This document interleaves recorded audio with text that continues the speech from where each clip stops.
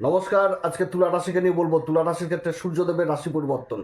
সূর্য এতদিন ষষ্ঠ ঘরে এতগুলো গ্রহের সাথে অবস্থান করছিল, শনি মঙ্গল বুধের সাথে। এবার রাশি পরিবর্তন করে চলে আসছে সপ্তম ঘরে, যেটা হচ্ছে মেষ রাশি।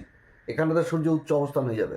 তো সূর্যের এই উচ্চ অবস্থান রাশির উপর দৃষ্টি কীরকম প্রভাব পড়বে, কোন দিক থেকে তুলা রাশি হতে যাচ্ছে লাভবান, কোন দিক থেকে বিশেষ সাবধান, সমস্ত কিছু আজকের ভিডিওতে আলোচনা করবো। তো যাই হোক, অনুষ্ঠানটি শুরু করার আগে সবার প্রথম বলি, এটা গ্রহের গোচর এবং চন্দ্ররাশি অনুসারে বলা হচ্ছে।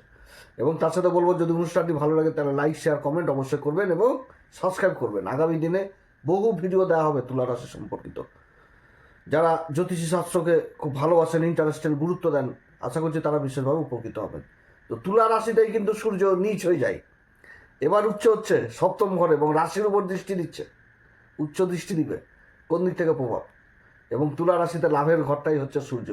আর সূর্য যে ত্রিকোণটা পাচ্ছে সেটা কিন্তু হচ্ছে কাম ত্রিকোণ। অর্থাৎ সত্যিই কি মনের ইচ্ছা পূরণ করাবে সূর্যদেব? সূর্যদেব কি সত্যিই তুলা রাশির মনের ইচ্ছা এই সময়কালে পূরণ করাবে, না তুলা রাশির অবস্থা খারাপ করবে? কারণ তুলা রাশিতে তো সূর্য নিচ হয়ে যাচ্ছে, রাজা নিচ হয়ে যাচ্ছে তুলা রাশিতে, তার প্রভাব তো থাকবে। তো সূর্য মেষ রাশিতে পরম 10 ডিগ্রি উচ্চতাতেই তো উচ্চ অবস্থায় থাকে, 10 ডিগ্রি পর্যন্ত। তো এবার যে অবস্থানটা, গ্রহদের যে অবস্থান, সেই অবস্থানটা কিন্তু মারাত্মক অবস্থান হতে যাচ্ছে এই তুলা রাশির। কারণ একদিকে দেবগুরু বৃহস্পতির প্রভাব থাকছে, রাশির উপরে দৃষ্টি রাখছে, সেরকম দেবগুরু বৃহস্পতি তার মূল ত্রিকোণ রাশি ধনু রাশিকে দেখছে। এবং তার সাথে দেখছে হচ্ছে শনির মূল ত্রিকোণ রাশি কুম্ভ রাশিকে। আবার শনিও দেবগুরু বৃহস্পতির রাশিতে অবস্থান করছে। তার সাথে দেবগুরু বৃহস্পতি ভাগ্যের ঘরে যে অবস্থান, নিজের নক্ষত্র পুনর্বসুতেই থাকছে কিন্তু আবার। আর এদিকে শনি দেবগুরু বৃহস্পতির রাশিতে নিজের নক্ষত্রে থাকছে এবং গুরুর সাথে কেন্দ্রের সম্পর্ক করে নিয়েছে। এবং সেই ঘরে আবার মঙ্গল অবস্থান করছে, বুধের অবস্থান রয়েছে। আর এদিকে সূর্য উচ্চ অবস্থায় চলে এসছে, যে ত্রিকোণ পাচ্ছে সেটা কাম ত্রিকোণ, অর্থাৎ ত্রিকোণটাকে জাগাচ্ছে। এই সময়কালে লাভের ঘরের অধিপতি সূর্য অবস্থান সপ্তম ঘরে উচ্চ অবস্থায়। এখানটাতে বলে, মানে যাদের জন্মকুষ্ঠিতে সূর্যের এরকম অবস্থান হয় আর কি, তাদের বিবাহের পরে রোজগারের ইনকাম যথেষ্ট বৃদ্ধি পেয়ে যায়।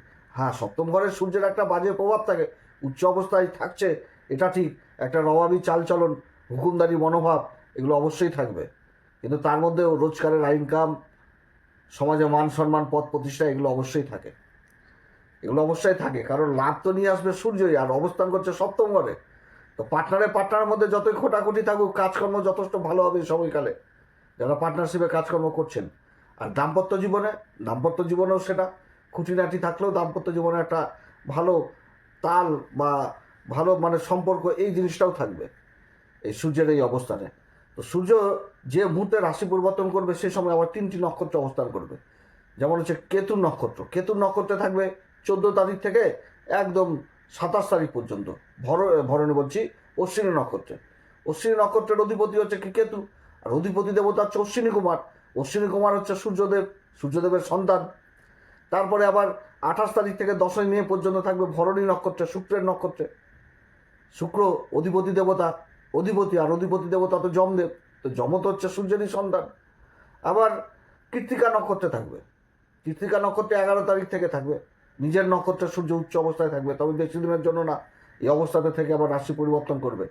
তো সূর্যের এই যে পরিবর্তন, এবং মাঝখানেও কিন্তু অনেকগুলো পরিবর্তন হয়েছে, যেরকম শুক্রের পরিবর্তন, শুক্রদেব রাশি পরিবর্তন করে নেবে, শুক্রদেব একদম যে অষ্টম ঘরে অবস্থান করবে শুক্র, নিজের রাশি বিশ্ব রাশিতে অবস্থান করবে 18 তারিখ থেকে। আবার বুধ ঢুকে যাবে মাসের শেষের দিকে, বুধাদিত্য যোগ পেরিয়ে যাবে। তুলা রাশির ক্ষেত্রে তো বুধ কারক, সূর্যের সাথে অবস্থান করবে। তো সেসব অন্যরকম পৃথক আলোচনা। তাই আমি বছরের শুরুতেই বলেছিলাম তুলা রাশির ক্ষেত্রে যে এই 2026 হচ্ছে সূর্যের বছর, এবং সূর্য হচ্ছে লাভ। তো রাজা তো কোনো সময় চাইবে না যে তার কোষাগার খারাপ থাকুক, এবং সূর্য এই তুলা রাশিতেই কিন্তু আবার নিচ হয়ে যায়, যার জন্য বিশেষ উপাচারের প্রয়োজন রয়েছে, বিশেষ উপাচার। তো তার জন্য বলছিলাম যে সূর্য যন্ত্রপাতি স্থাপন করবেন। এবং সূর্যের রাশি সিংহ রাশিতে আবার কেতুই অবস্থান করছে। যদিও সূর্যের রাশিতে কোনো সময় কোনো গ্রহ চট করে খারাপ ফল দিতে পারে না, যতক্ষণ পর্যন্ত সূর্য খারাপ হবে না। তো দেখা গেলো যে আপনার জন্মগোষ্ঠীতে সূর্যই খারাপ রয়েছে, সূর্যের পাপ কর্তকী যোগের মধ্যে রয়েছে, সূর্যই আবার দেখা গেলো গ্রহণ যোগে লেগে পড়ে গেছে। তো যার জন্য বলেছিলাম যে এই বছর কিন্তু অবশ্যই সূর্য যন্ত্র এবং সরস্বতী যন্ত্রপাতি স্থাপন করবেন। আর কেতুকে নিয়ে তো আলোচনা করলাম। আর এই বছরের মাঝখানে আবার সূর্য বলছি রাহু নক্ষত্র পরিবর্তন করবে, মঙ্গলের নক্ষত্রে চলে আসবে। তো যার জন্য বাড়িতে অবশ্যই সূর্য যন্ত্র, সরস্বতী যন্ত্র এগুলো স্থাপন করা উচিত। এগুলো কবজের মতন কাজ করবে। তো আজকের ভিডিওতেও প্রোডাক্ট বলে অপশন থাকছে, যাদের অ্যাকচুয়ালি লাগবে, যারা অ্যাকচুয়ালি সূর্য মানে গ্রহণযোগে পড়ে রয়েছে, রাহুর মহাদশা চলছে, সূর্যের মহাদশা চলছে, অবশ্যই সংগ্রহ করবেন। তো যাই হোক, সূর্যের এই যে অবস্থান, উচ্চ অবস্থান, কেতুর নক্ষত্রে আসা, এবং কেতু এই সময়কালে মখা নক্ষত্রেই থাকছে। মখা নক্ষত্রের অধিপতি হচ্ছে কেতু, আর অধিপতি দেবতা হচ্ছে পিতৃদেব, এবং যে চিহ্ন সেটা হচ্ছে কি কাস্তে, এবং তার সাথে হচ্ছে সিংহাসন। আর অশ্বিনী নক্ষত্রে যখন থাকছে সূর্য, তো অশ্বিনী নক্ষত্রের মানে ঘোড়া যেটা চিহ্ন দেওয়া হয়েছে। তো এই সময়কালে বহু উন্নতির যোগ রয়েছে বিভিন্ন দিক থেকে। কর্মক্ষেত্রে যেরকম গতি থাকবে, সেরকম কর্মক্ষেত্রে পরিবর্তন থাকবে। সরকারি বেসরকারি কাজে উন্নতির যোগ থাকছে। দীর্ঘদিন ধরে কোনো করে আসা কাজ, যে কাজগুলোতে সফলতা পাচ্ছিল না, সেই কাজগুলোতে সফলতা পেয়ে যাওয়া, আর্থিক স্থিতি দেখার মতন হওয়া, মেডিকেল বা ওষুধপত্রের কাজের সাথে যারা যুক্ত, সেই কাজগুলো যথেষ্ট ভালো হওয়া, বা যারা ডাক্তারি নিয়ে পড়াশোনা করছেন, উচ্চ বিদ্যা নিয়ে পড়াশোনা করছেন, সেই জায়গাগুলো যথেষ্ট ভালো হওয়া, এগুলো কিন্তু বুঝাচ্ছে এই সময়কালে ভালো অবস্থান। এবং কেতু নক্ষত্র অবস্থান হয়ে যাওয়া মানে কোনো পৈতৃক ব্যবসা বাণিজ্য হস্তান্তর হওয়া, বা পৈতৃক ব্যবসা বাণিজ্যে কাজে যথেষ্ট উন্নতি হওয়া, এটাও কিন্তু বুঝাচ্ছে তুলা রাশির ক্ষেত্রে। এবং এরপরে যখন আবার ভরণীতে চলে আসবে, ভরণী নক্ষত্রেও কিন্তু বিশেষ উন্নতির যোগ থাকছে। এবং এই সময়কালে বুধেরও পরিবর্তন হয়ে যাচ্ছে, বুধাদিত্য যোগ তৈরি হচ্ছে। কর্মক্ষেত্রে বিশেষ উন্নতি, সরকারি বেসরকারি কর্মক্ষেত্রে বিশেষ এই সময়কালে উন্নতির যোগ থাকছে। বিভিন্ন দিক থেকে উন্নতির সময় এই দুটি নক্ষত্রে। এবং তারপরে আবার যখন চলে আসবে কৃত্তিকা নক্ষত্রে, কৃত্তিকা নক্ষত্রেও দারুণ উন্নতি। গ্রহ যখন নিজের নক্ষত্রে থাকে তখন বিশেষ উন্নতি বোঝায়। তো সব দিক তো ভালো বলে গেলাম, ভালো ভালো, তো খারাপ দিকও রয়েছে। যেমন কেতুর নক্ষত্রে সূর্য থাকবে, এই সময়কালে কি নিজের কর্মক্ষেত্রের গতিকে ঠিক করে পরিচালনা করতে হবে। তো ঘোড়াকে মানে ঘোড়ার তো দিক নির্ণয়, ঘোড়ার যে লাগাম, সেই লাগাম তো হাতে ধরতে হবে, না তো বেগতিক হবে। কর্মর দিক থেকে একটু ক্রোধী হবে, জেদি হবে, ইগো প্রবলেম আসবে, ইগোর ব্যাপারটা চলে আসবে। দাম্পত্য জীবনে ঝগড়াঝাটি, অশান্তি, যাদের জন্মকুষ্ঠিতে সূর্যের অবস্থান খারাপ হবে, এদিক থেকে সাবধান। ভরণী নক্ষত্রে রাজা সুখভোগ করবেই, এবং এই সময়কালে শুক্র আবার রাশি পরিবর্তন করে অষ্টম ঘরে আসবে। তো গোপন প্রেম ভালোবাসার জায়গাটাও কিন্তু যথেষ্ট খেয়াল রাখতে হবে এই তুলা রাশিকে, তাতে কিন্তু অসুবিধাতে পড়তে হবে। গোপন প্রেম ভালোবাসা, বিপরীত লিঙ্গের প্রতি আকর্ষণ, যদি আপনি পুরুষ হন তাহলে স্ত্রীর প্রতি আকর্ষণ, স্ত্রী হলে পুরুষের প্রতি একটা আকর্ষণ, এই জিনিস কিন্তু বুঝাচ্ছে। এবং সেটা কিন্তু দাম্পত্য জীবনে অশান্তির কারণও হতে পারে। অতএব এই দিকটা বিশেষভাবে খেয়াল রাখতে হবে এই তুলা রাশিকে। কারণ ভরণী নক্ষত্রে যেরকম উন্নতি দিবে, যেরকম নিজের কর্মকাজে, নিজের ব্যবসা বাণিজ্যে ভালো উন্নতি দিবে, প্রতিভা, গুণ, এগুলো আকর্ষণ, এগুলো বৃদ্ধি করে দিবে নিজের কর্মক্ষেত্রে, যে অমুক কাজের জন্য সেই ব্যক্তি বিখ্যাত, অতএব সেই কাজ করতে হলে সেই ব্যক্তির কাছে চলো, এইরকম প্রসিদ্ধি লাভ করাবে তুলা রাশির। কিন্তু সেই জায়গাটাতে যদি একটা কোনো কলঙ্কের ছাপ লাগে, সেটা তো ভালো না। অতএব এই জিনিসটা।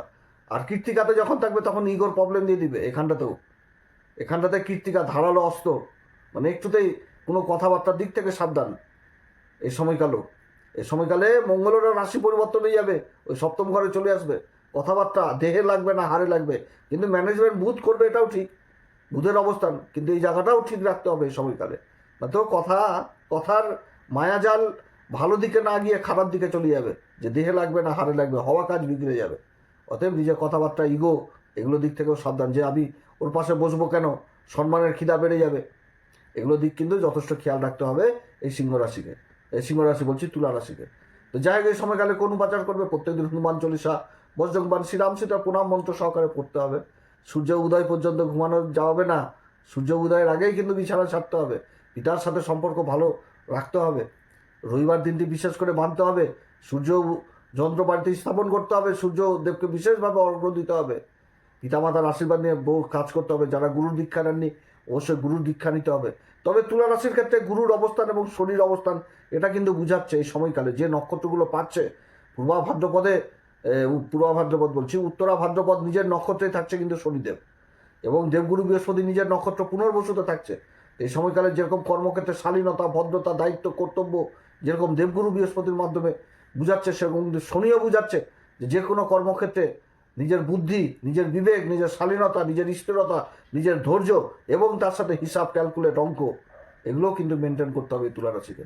তাহলে যথেষ্ট লাভের জায়গাটা দেখতে হবে। কর্মক্ষেত্রে এই সময়কালে বিশেষ উন্নতির যোগ রয়েছে তুলা রাশি। তো যাই হোক, এ সময়কালে অবশ্যই হনুমান চল্লিশা, বজ্রংবান, শ্রীরাম সীতার, যেটা আমরা প্রত্যেকদিন বলে আসি, এটা অবশ্যই শ্রীরাম সীতা প্রণাম মন্ত্র সহকারে পাঠ করবেন, সূর্যদেবকে অর্ঘ্য দেবেন, পিতামাতার আশীর্বাদ দেবেন। আপনারা সবাই ভালো থাকেন। এরপরে আবার আসবে একটি নতুন পর্ব নিয়ে। নমস্কার, ধন্যবাদ।